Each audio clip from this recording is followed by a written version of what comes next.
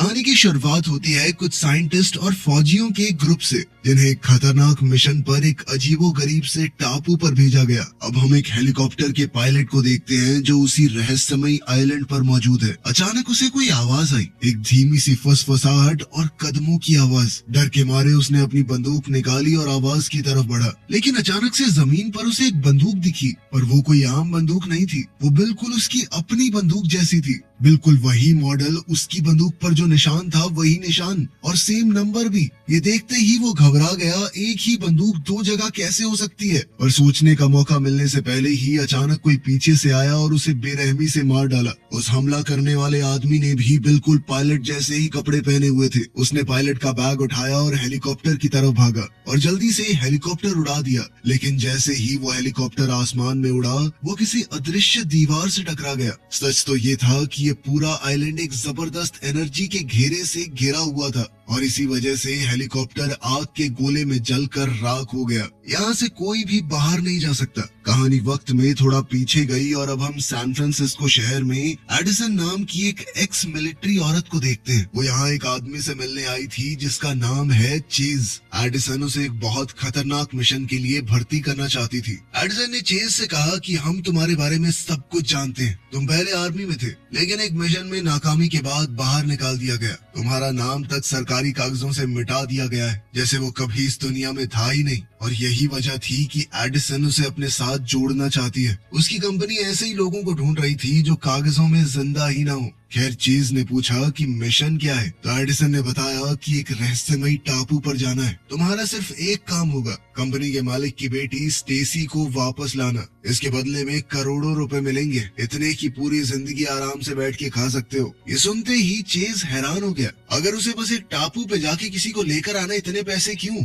पर उसने ज्यादा सवाल नहीं किए। उसे पैसों की बहुत जरूरत थी तो उसने हाँ कह दिया। इसके बाद एडिसन ने अपना दूसरा साथी ढूंढा जिसका नाम था रस्क। रस्क एक तेज दिमाग जासूस और मार्शल आर्ट्स का माहिर था, लेकिन उसकी कहानी बहुत दर्दनाक थी। एक हादसे में उसका पूरा परिवार मर चुका था और उस दिन के बाद से वो सिर्फ सबसे खतरनाक मिशन ही लेता था। जब एडिसन ने उसे भी पैसों और मिशन के बारे में बताया तो रस्क ने भी साथ देने के लिए हाँ कर दी। फिर अगले दिन पूरी टीम एक प्राइवेट एयरबेस पर इकट्ठा हुई। अब एडिसन के पास 6 लोगों की टीम थी जिसमें चेज और रस्क भी शामिल थे। एडिसन ने सबको मिशन समझाना शुरू किया। उसने कहा कि उस टापू पर 2 रिसर्च सेंटर हैं, एक नॉर्थ में और एक साउथ में। हम हेलीकॉप्टर से टापू के बीच में लैंड करेंगे, फिर 2 टीम्स में बांट दिए जाएंगे और दोनों जगहों पर तलाश करेंगे। साउथ टीम थी एडिसन, चेज और डेक्स की, जबकि नॉर्थ टीम थी रस्क और कोल्ट, जो भारी हथियारों को चलाना अच्छे से जानते थे। और फिर टैग, जो कि मशीन्स और ड्रोन्स का जीनियस था। उन्हें नहीं पता था कि स्टेसी किस सेंटर में रखी गई है, इसीलिए दोनों टीम्स अपनी अपनी जगह पर ढूंढने वाले थे। जैसे ही स्टेसी मिल जाएगी, सब वापस टापू के बीच वाले पॉइंट पर हेलीकॉप्टर के पास मिलेंगे। फिर हम देखते हैं कि मिशन शुरू होने से पहले टैग अकेला बैठकर अपनी बेटी की तस्वीर देख रहा था। उसकी पत्नी मर चुकी थी और उसकी बेटी ही उसकी पूरी दुनिया बन चुकी थी। लेकिन अब वो बेटी एक भयानक बीमारी से लड़ रही थी। उसका इलाज बहुत महंगा था और टैग के पास इतना पैसा नहीं था। यही वजह थी कि उसने ये मिशन कबूल किया। वो ये सब कुछ अपनी बेटी के लिए ही कर रहा था। कुछ देर बाद जब पूरी टीम के लोग एक साथ बैठे थे तो बातचीत के दौरान एक बहुत ही अजीब बात सामने आई। उन सब का ही कोई अपना नहीं बचा था, ना माँ बाप, ना जीवन साथी और ना कोई और जो उनका इंतजार करे। ये सोचकर सबके मन में एक सवाल उठने लगा कि क्या ये सिर्फ एक इत्तेफाक था या कंपनी ने जानबूझकर उन्हीं लोगों को चुना है जिनके पास खोने के लिए कुछ भी ना हो। कुछ ही देर में सब लोग हेलीकॉप्टर में बैठकर उस रहस्यमयी टापू की तरफ उड़ गए। 15 घंटों की लंबी उड़ान के बाद वो लोग वहाँ पहुँच चुके थे। जैसे ही हेलीकॉप्टर ने जमीन को छुआ, प्लान के मुताबिक टीम 2 हिस्सों में बट गई। एडिसन, चेज और डेक्स साउथ की तरफ बढ़ने लगे, लेकिन थोड़ी दूर जाते ही उनके कदम रुक गए क्योंकि उनके सामने जो था वो दिल दहला देने वाला था। जमीन पर कई लाशें बिखरी पड़ी थी। लोगों को इस तरह मारा गया था जैसे किसी जंगली दरिंदे ने उन्हें चीर फाड़ दिया हो। तीनों ने अपने हथियार तैयार कर लिया और संभल कर आगे बढ़ने लगे। एडिसन ने तुरंत रेडियो निकालकर दूसरी टीम को चेतावनी देनी चाहिए, लेकिन कोई जवाब नहीं आया। रेडियो बिल्कुल बंद था। डेक्स ने तुरंत अपनी डायरी निकाली और लिखना शुरू कर दिया। जब भी कोई जगह उसे गलत महसूस होती, वो उस सब का नोट बना लेता और ये टापू तो हर पल और ज्यादा खतरनाक लग रहा था। उधर रस्क, टैग और कोल्ट नॉर्थ की तरफ जंगल में बढ़ रहे थे। तभी रस्क की नजर एक रस्सी पर पड़ी जो एक पेड़ से बंधी हुई थी। वो बहुत पुरानी लग रही थी, लेकिन उसकी गांठ को देखकर उसे बड़ा अजीब सा लगा। रस्क ने कहा कि मुझे ऐसा लग रहा है कि मैंने ये पहले बांधी थी, लेकिन उसने खुद को ही संभाला कि ऐसा कैसे हो सकता है, और आगे बढ़ गया। थोड़ी ही देर में उनका रेडियो भी बंद हो गया। अब दोनों टीम्स का एक दूसरे से कोई संपर्क नहीं हो पा रहा था। वहीं साउथ में एडिसन की टीम को और भी लाशें मिलती जा रही थी। कोई नहीं जानता था कि उनकी मौत कैसे हुई। फिर थोड़ा आगे चलकर उन्हें खाली कैंप मिला। एडिसन ने वहां अपना पोर्टेबल सिग्नल बूस्टर लगाया और दोबारा से कोशिश की, लेकिन फिर भी कोई कनेक्शन नहीं बना। लेकिन उसी पर डेक्स को कुछ और भी हैरान कर देने वाला मिला। उसने एक लाश की घड़ी उतारी और जैसे ही उसने उसे देखा, उसका रंग उड़ गया। वो घड़ी एकदम वैसी थी जो उसने पहनी हुई थी। वही ब्रांड, वही डिजाइन, वही खरोंचे। लेकिन ये कैसे हो सकता है? चेज ने कहा कि हो सकता है सिर्फ इत्तेफाक हो, ज्यादा मत सोच भाई। लाश का चेहरा बिल्कुल बिगड़ चुका था, जिससे पहचान पाना नामुमकिन सा था। शायद किसी जानवर ने हमला किया होगा। जब दोनों टीम्स अपनी अपनी तरफ टापू को तलाश कर रही थी, तब उन्होंने पायलट को हेलीकॉप्टर के पास ही रुकने को कहा था। लेकिन तभी जंगल में उसके कानों में अजीब सी आवाजें पड़ने लगी और अब हम वहीं पहुंच गए जहां से कहानी की शुरुआत हुई थी। जो शख्स पायलट पर हमला करने आया था, वो कोई आम आदमी नहीं था, बल्कि वो एक बदला हुआ म्यूटेटेड इंसान था, जिसे इस आइलैंड की किसी अजनबी शक्ति ने दरिंदे में बदल दिया था। पायलट को मारने के बाद वो बदला हुआ आदमी हेलीकॉप्टर में बैठकर भागने की कोशिश करने लगा, लेकिन जैसे ही हेलीकॉप्टर हवा में उड़ा और ऊपर जाने लगा, वो किसी अदृश्य दीवार से टकरा गया और जोरदार धमाके के साथ फट गया। इस घटना से ये साबित हो गया कि इस टापू से कोई नहीं भाग सकता। उधर कैंप के पास टैग और डेक्स को अचानक कोई आवाज आई। जब वो देखने गए तो उनकी आंखें खुली की खुली रह गई। उनके सामने एक आदमी जिंदा खड़ा था। उसने अपना नाम डॉक्टर यंग बताया। उसने बताया कि वो इसी सुबह अपनी रिसर्च टीम के साथ यहाँ आया था, लेकिन जब वो टापू पर पहुंचे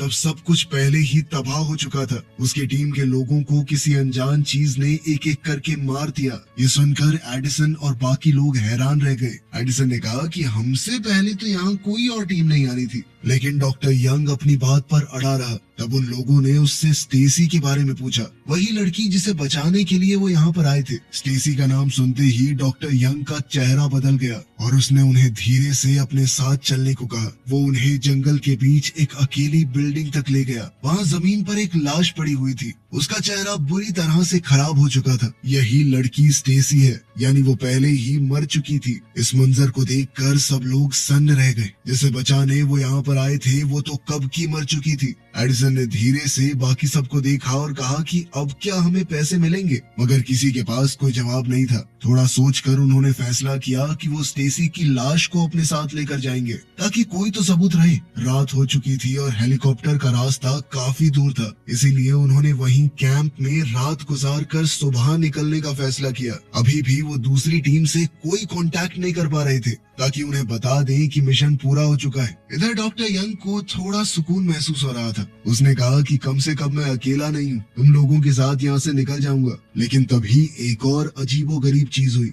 डेक्स अपनी डायरी में कुछ लिख रहा था कि तभी डॉक्टर यंग ने उसे देखा और कहा कि ये तो मैंने पहले भी देखी है। उसने अपना बैग खोला और उसमें से डायरी निकाली। वो बिल्कुल डेक्स की डायरी जैसी थी। वही कवर, वही निशान, वही लिखावट। ये देखकर तो सब लोग हैरान रह गए। लेकिन सबसे ज्यादा डर की बात तब सामने आई जब उन्होंने उस डायरी के अंदर देखा। उसमें अगले दिन की घटनाएं लिखी हुई थी, जो अभी हुई भी नहीं, और वो भी डेक्स की ही लिखावट में। उसी पर डेक्स का सर घूमने लगा। उसने कहा कि मैं तो आज ही यहाँ पर आया हूँ, ये सब कैसे लिखा जा सकता है? लेकिन इस सवाल का कोई जवाब नहीं था। ये टापू हर घंटे के साथ और ज्यादा रहस्यमयी और भयानक होता जा रहा था। उधर टापू के दूसरे हिस्से में हम देखते हैं कि रस्क, कोल्ट और टैग ने भी रात के लिए रुकने का फैसला किया था। उन्होंने आग जलाई और अपने हथियार पास में रखकर आराम करने लगे। तभी अंधेरे जंगल से एक अजीब आवाज आई। तीनों तुरंत सतर्क हो गए और उन्होंने अपनी बंदूकें उठा ली। तभी अचानक किसी चीज ने टैग को पीछे से पकड़ लिया और घसीटने लगी। टैग ने चिल्लाकर छूटने की कोशिश की और जब उसने पलट कर देखा तो उसके होश उड़ गए। उसके सामने एक बहुत बड़ा डरावना दरिंदा था। तब टैग समझ गया कि जिन लाशों को उन्होंने देखा था, उन्हें किसने चीरा था। अब दरिंदा अपने पंजे उठाकर टैग को मारने ही वाला था कि उसी पल रस्क टाइम पर पहुंच गया और गोली चलाकर उस जानवर को पीछे हटा दिया, जिससे टैग तो बच गया, लेकिन खतरा भी टला नहीं था। जैसे ही रस्क ने टैग को संभाल कर खड़ा किया तो कोल्ट कुछ कदम दूर अकेला रह गया। तभी अचानक एक और दरिंदा सामने आया और उस पर टूट पड़ा। लेकिन ये दरिंदा और भी ज्यादा भयानक था क्योंकि वो बिल्कुल कोल्ट जैसा ही दिखता था। वही चेहरा, वही कपड़े। इससे पहले कि कोल्ट कुछ समझ पाता, उसके बहरूपिये ने ही छुरा घोंप कर उसे मार डाला। रस्क और टैग सुन्न होकर ये सब देखते रहे। अब सवाल तेजी से घूमने लगे थे, कोल्ट का ये दूसरा रूप कहां से आया, ये दरिंदे कौन थे और इस टापू पर लोगों, डायरी, घड़ी और सामान के नकली रूप क्यों मिल रहे हैं। इतना साफ था कि कुछ तो बहुत गलत चल रहा है यहाँ पर। उधर एडिसन की टीम डेक्स की दूसरी डायरी को पढ़ रही थी, वही डायरी जो आने वाले कल की बातें बता रही थी। उसमें लिखा था कि स्टेसी जो कल मरी हुई मिली थी, अगले दिन जिंदा हो जाएगी। सब लोगों को ये नामुमकिन सा लगा, लेकिन जब सुबह हुई तो स्टेसी जिंदा खड़ी थी। वो सांस ले रही थी, बात कर रही थी। ये देखते ही एडिसन और बाकी सबके होश उड़ गए। उन्होंने खुद अपनी आंखों से उसकी लाश को देखा था। वो मरी हुई थी, लेकिन अब तो उसके शरीर पर एक भी चोट का निशान नहीं था। उधर टापू के दूसरे कोने में रस्क और टैग नॉर्थ कैंप तक पहुंच चुके थे। ये जगह पूरी तरह से खाली पड़ी थी। चारों ओर सामान बिखरा हुआ था, लेकिन जिंदगी का कोई नामो निशान नहीं था। तब रस्क ने कैंप का पुराना वॉकी टॉकी चलाने की कोशिश की, तो इस बार किस्मत साथ दे गई क्योंकि एडिसन के कैंप में दूसरा वॉकी टॉकी था और आखिरकार दोनों टीम्स की आपस में बात हुई। रस्क ने बताया कि इस आइलैंड पर बड़े अजीब से लोग हैं भाई, दरिंदे हैं। यहाँ पर कुछ बहुत भयानक हो चुका है और कल रात ऐसे ही एक दरिंदे ने हमला करके कोल्ट को मार दिया और ये दरिंदे, चीजें, जो भी बोलो, हूबहू हमारे जैसे दिखते हैं। एडिसन ने भी अपनी तरफ से हैरान कर देने वाली बात बताई। उसने कहा कि उन्होंने स्टेसी को कल मरा हुआ पाया था, लेकिन आज सुबह वो जिंदा हो चुकी है। अब दोनों टीम समझ चुकी थी कि ये टापू उनकी सोच से कहीं ज्यादा खतरनाक और अजीब था। टेंट के बाहर स्टेसी डेक्स के साथ बैठी हुई थी और अपनी यादें बता रही थी। उसने कहा कि वो 3 दिन पहले अपनी रिसर्च टीम के साथ यहाँ पर आई थी। उनका एक एक्सपेरिमेंट बिगड़ गया था। लोग बदलने लगे थे और एक दूसरे पर हमला कर रहे थे। वो भागना तो चाहते थे, लेकिन पता चला कि फंस चुके हैं। सच तो ये था कि इस टापू से बाहर कोई नहीं जा सकता। तब डेक्स ने पूछा कि तुम कैसे बच गई? तो ये सुनते ही स्टेसी की आंखें झुक गई। उसने धीरे से कहा कि वो बची नहीं थी। कल रात एक दरिंदे ने उसे मार दिया था। उसे सब कुछ अच्छे से याद है, लेकिन सुबह अचानक से वो जिंदा होकर उड़ गई। ये सब कैसे हुआ वो खुद भी नहीं जानती। वहीं दूसरी ओर कैंप के अंदर डॉक्टर यंग चुपचाप डेक्स की डायरी पढ़ चुका था। सब कुछ पढ़ लेने के बाद वो एडिसन और बाकी सब की तरफ मुड़ा। उसका चेहरा बहुत गंभीर था। उसने कहा कि मुझे समझ आ गया है इस टापू पर क्या हो रहा है। ये सुनते ही सब लोग उसके आसपास इकट्ठा हो गए। डॉक्टर यंग ने गहरी सांस ली और बोलना शुरू किया। उसने कहा कि ये टापू वर्म होल्स से भरा हुआ है, यानी स्पेस टाइम के फैब्रिक को फाड़ कर बने हुए कुछ ऐसे छेद जिनके अंदर से समय में आगे पीछे जाया जा सकता है। इसी वजह से यहाँ पर वक्त नॉर्मल तरीके से नहीं चलता।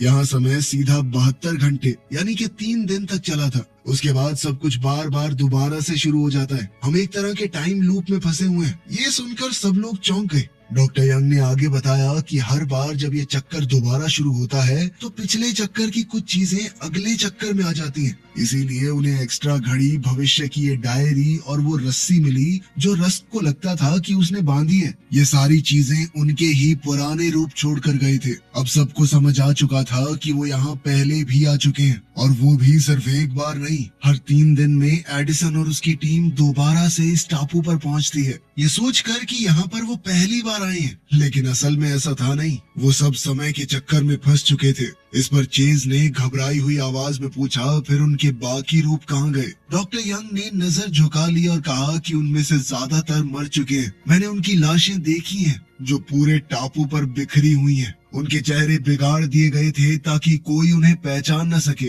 लेकिन वो तुम लोग ही थे। ये सच सुनकर सब लोग चुप हो गए। अब डॉक्टर यंग आगे कहने लगा कि सारे के सारे लोग नहीं मरे, बल्कि कुछ इस आइलैंड की शक्ति से बदल गए। डायरी के हिसाब से जो भी इंसान 3 दिन से ज्यादा इस टापू पर रहता है वो अपना दिमाग, शरीर, होश खो बैठता है। इसका मतलब ये हुआ कि जिन दरिंदों से तुम लड़ रहे थे वो तुम ही थे, तुम्हारा ही पुराना रूप है वो। तब डेक्स ने कांपती हुई आवाज में कहा कि ये पूरा टापू ही एक चक्कर में फंसा हुआ है और अब हम सब भी। तभी अचानक उन्हें गुर्राहट, चीख और कदमों की आवाज सुनाई दी। असल में जंगल से दरिंदों की भीड़ उनकी तरफ बढ़ रही थी और वो कैंप को घेर रहे थे।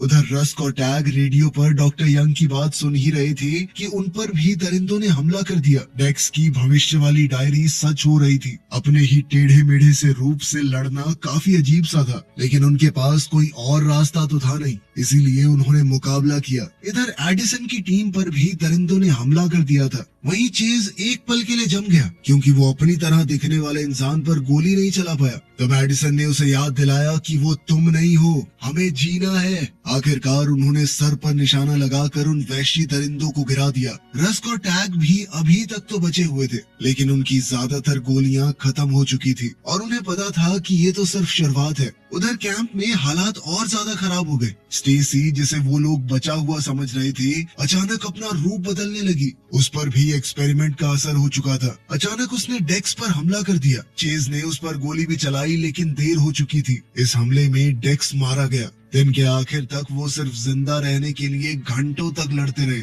आखिरकार रस्क ने टापू के बाहर मौजूद कंपनी के बेस से संपर्क किया। उसने बताया कि हेलीकॉप्टर तबाह हो चुका है और साथ ही झूठ बोल दिया कि स्टेसी अभी जिंदा है ताकि कंपनी रेस्क्यू टीम भेज दे। लेकिन उसे ये नहीं पता था कि कंपनी पहले से सब कुछ जानती है। उन्हें पता था कि स्टेसी मर चुकी है। उन्हें पता था कि ये टापू 3 दिन के टाइम लूप में फंसा हुआ है और उन्होंने टीम को जानबूझकर भेजा ताकि उन्हें अपने एक्सपेरिमेंट के लिए इस्तेमाल कर सके। इसी वजह से ऐसे लोगों को चुना गया जिनके पीछे रोने वाला कोई ना हो, ताकि कोई उन्हें ढूंढने भी ना आए। फिर कंपनी के गुप्त बेस पर एक और भयानक सच सामने आया। अब सिर्फ 12 घंटों में कंपनी पूरे टापू पर बम गिराने वाली थी ताकि ये खतरनाक बदलाव बाहर की दुनिया में कभी ना पहुंच पाए। अब सिर्फ 5 लोग जिंदा बचे थे और उन्हें किसी भी तरह खुद जिंदा बचकर निकलना होगा, इससे पहले कि टापू तबाह हो जाए। अब रस्क और टैग ने रेडियो के जरिए एडिसन, चेज और डॉक्टर यंग को सब कुछ बता दिया।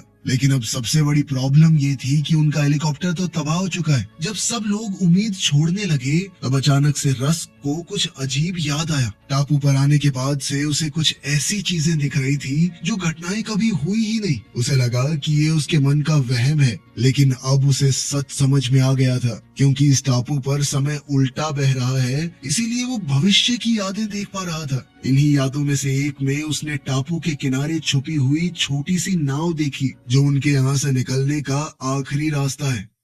फिर जैसे ही सुबह हुई तो दोनों टीम्स उस जगह की तरफ बढ़ने लगी जहाँ पर रस ने नाव देखी थी। एडिसन की टीम ज्यादा नजदीक थी, इसीलिए वो पहले वहाँ पहुँच गए और रस्क और टैग का इंतजार करने लगे। डॉक्टर यंग ने उसे चेक करके बताया कि फ्यूल टैंक पूरा भरा पड़ा है और अगर समुद्र में तूफान नहीं आया तो हम शहर तक पहुंच सकते हैं। लेकिन रस्क और टैग अभी भी दूर थे। वो दरिंदों से लड़ते हुए आगे बढ़ रहे थे। उनकी गोलियां लगभग खत्म हो चुकी थी और लगातार लड़ने से वो बहुत थक चुके थे, इसीलिए अब उन्हें अपने ही ज्यादा ताकतवर बदले हुए रूप से हाथापाई करनी पड़ रही थी। बहादुरी से लड़ने के बावजूद आखिरकार टैग को उसी के बदले हुए रूप ने मार दिया। भरे हुए दिल के साथ रस्क ने वादा किया कि अगर वो जिंदा बच गया तो टैग की बेटी को जरूर ढूंढकर उसकी हिफाजत करेगा। लेकिन तभी एक और भयानक झटका लगा। असल में रस्क का भी एक बदला हुआ रूप सामने आ गया जिसने हाथ में बंदूक तानी हुई थी। ऐसा लग रहा था कि खेल खत्म,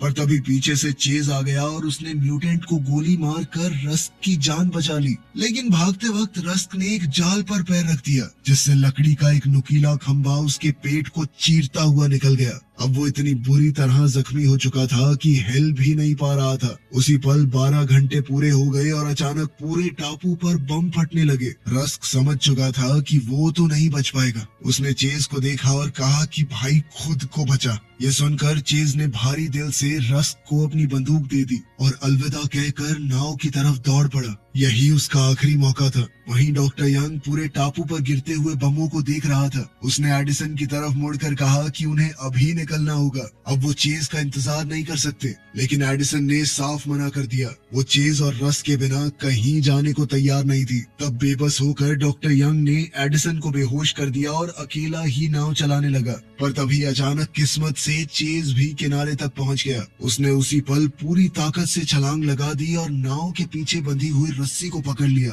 तभी एडिसन भी होश में आ गई और जो उसने देखा वो बहुत भयानक था। असल में अब डॉक्टर यंग बदलने लगा। वो सबसे ज्यादा समय तक टापू पर रहा था और 3 दिन पूरे होते ही उसका रूप बदलने लगा। उसकी आंखें चमक रही थी और चेहरा टेढ़ा मेढ़ा हो चुका था। अचानक वो एडिसन को मारने के लिए उस पर झपट पड़ा। उसी पल एक आखिरी गोली की आवाज गूंजी। ये कोई और नहीं बल्कि रस्क था। उसने अपनी आखिरी सांसों में जलते हुए टापू से वो आखिरी गोली चलाकर एडिसन की जान बचा ली थी और फिर अगले ही पल वो धमाके में मारा गया। अब उस नाव में सिर्फ चेज और एडिसन बचे थे। वो जिंदा थे लेकिन आग और तबाही से घिरे हुए। उन्हें नहीं पता था कि वो बच भी पाएंगे या नहीं। उसी जगह से गुजरे जहां हेलीकॉप्टर तबाह हुआ था, लेकिन शायद इस आइलैंड पर हुए ब्लास्ट की वजह से वर्म होल हिल गए थे और कुछ पलों के लिए एक सुरक्षित रास्ता खुल गया जिससे चेज और एडिसन